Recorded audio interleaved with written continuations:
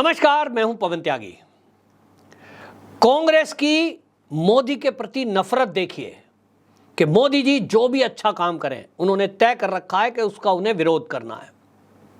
मोदी जी अगर ये कहें कि योग करिए, इससे शरीर निरोग रहता है, और यह आज का नहीं है, हजारों साल पुराना है, तो कोई भी कांग्रेसी योग के कार्यक्रम में नहीं पहुंचता है।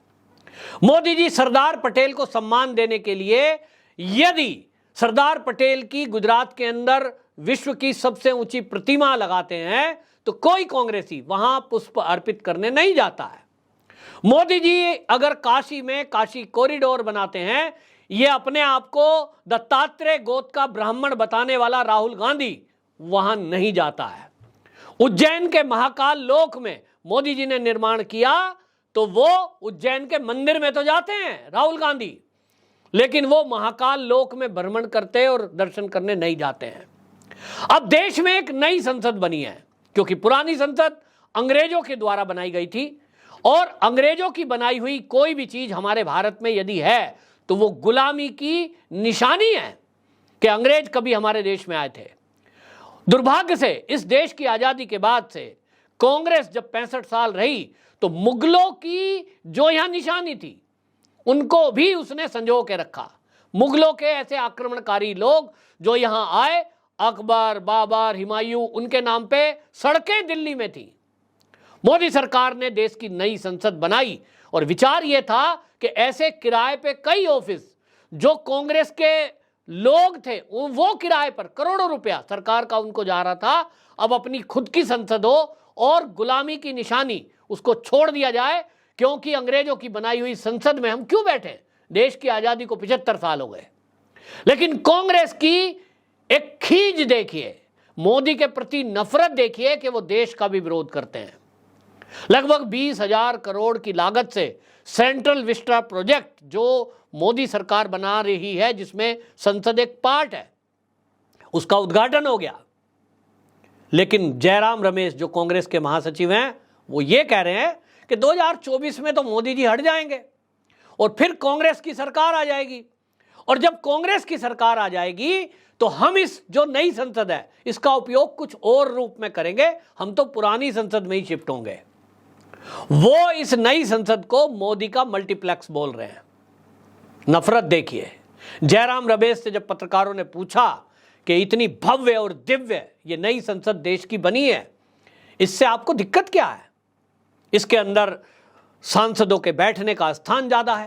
पहले वाली संसद में 550 सांसद बैठ सकते हैं, यहां 900 के करीब सांसद बैठ सकते हैं। भविष्य में परिसीमन होना है दोबारा, तो सीटों की संख्या बढ़ेगी, और इसलिए एक बड़ी संसद की आवश्यकता थी जहां सभी प्रकार की आधुनिक सुविधा हो, सभी प्रकार के कार्यालय मंत्रालय के वहां हो। ये पुरानी संसद में तो नहीं थे। इस पर जयराम रमेश क्या कहते हैं वो गौर करने लायक बात है। जयराम रमेश कह रहे हैं कि मोदी जी ने संविधान को बिना बदले आर्किटेक्ट के मदद से संविधान की हत्या कर दी है।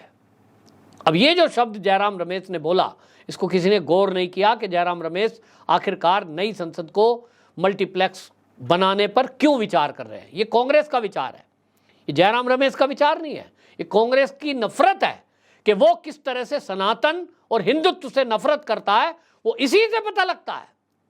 जयराम रमेश कहते हैं आर्किटेक्ट से संविधान मर सकता है, तो पीएम मोदी ने संविधान को दोबारा लिखे बिना उसकी हत्या करने में सफलता प्राप्त की है। वो कहते हैं जो ये नई वाली संसद बनी है, इसकी गैलरी में देखें क्या है गैलरी में।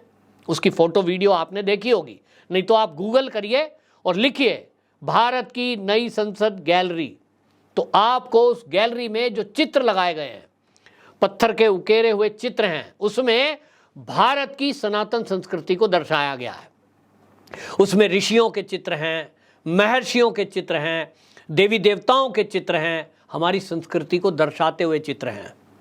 और यही इस कांग्रेस की दिक्कत है, क्योंकि ये तो जो इंडिया अलायंस इन्होंने बनाया है उसमें कई सारे नेता अब खुलकर बोल रहे हैं, स्टालिन जैसे, कि हमारा तो एक सूत्री कार्यक्रम है सनातन की समाप्ति। तो कांग्रेस को लग रहा है कि हम तो सनातन की समाप्ति की ओर चल रहे थे।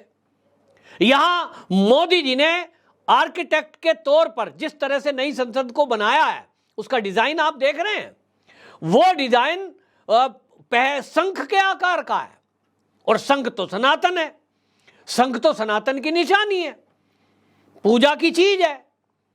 तो इनको लगता है कि यहां अगर कोई दूसरे धर्म की निशानी से संबंधित होता, उसका आकार क्रॉस का होता तो चलता, चांद तारे का होता तो चलता, ये शंख का आकार मोदी जी ने दे दिया, और इसीलिए कांग्रेस इसका बहिष्कार कर रही थी। याद करिए, उद्घाटन के समय कोई कांग्रेसी नहीं गया था।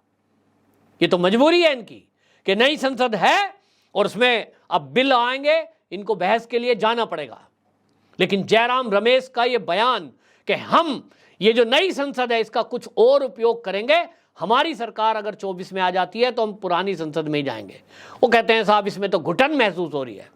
वाह भाई वाह, तुम्हें मोदी जी की उस संसद में घुटन महसूस हो रही है जो भारतीय वास्तुशास्त्र के हिसाब से बनाई गई है।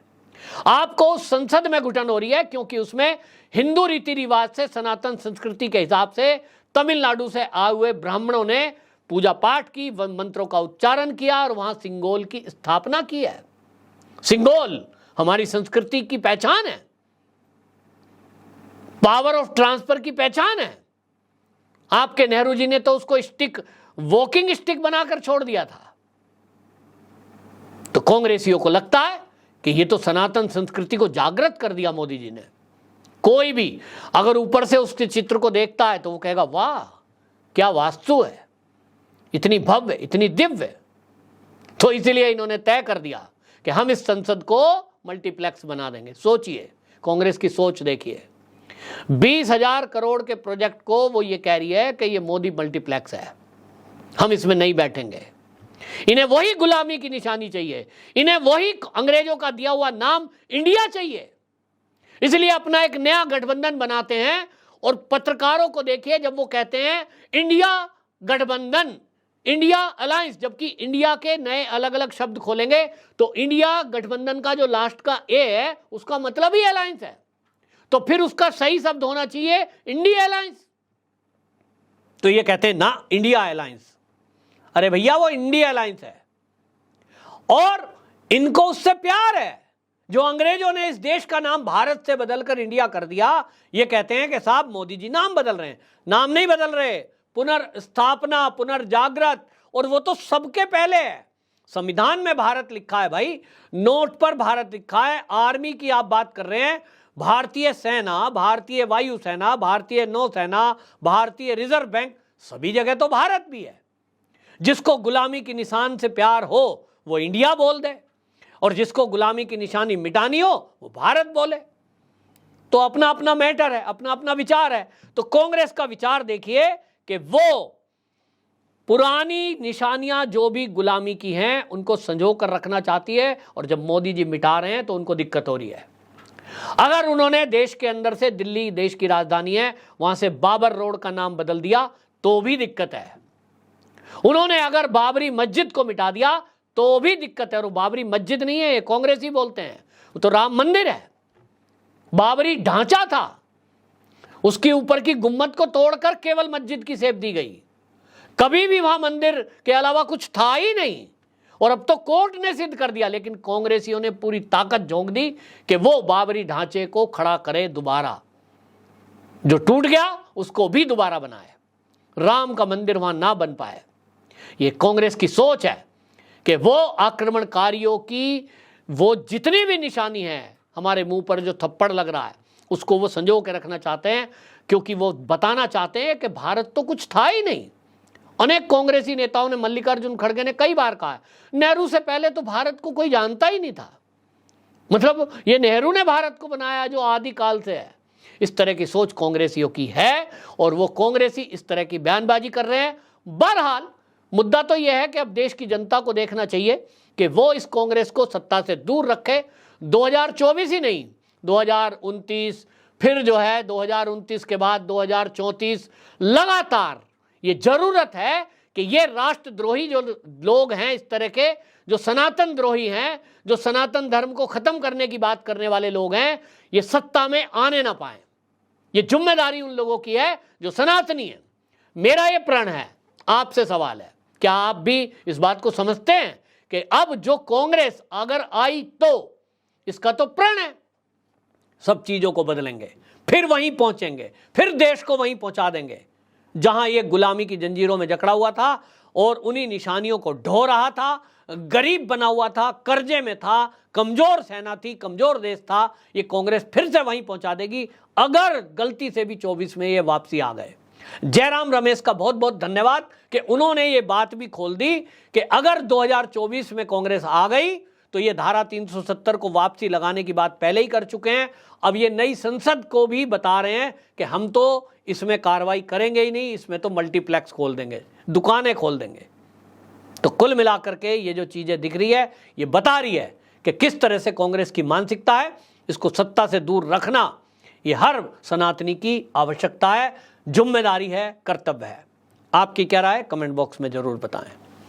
वंदे मातरम।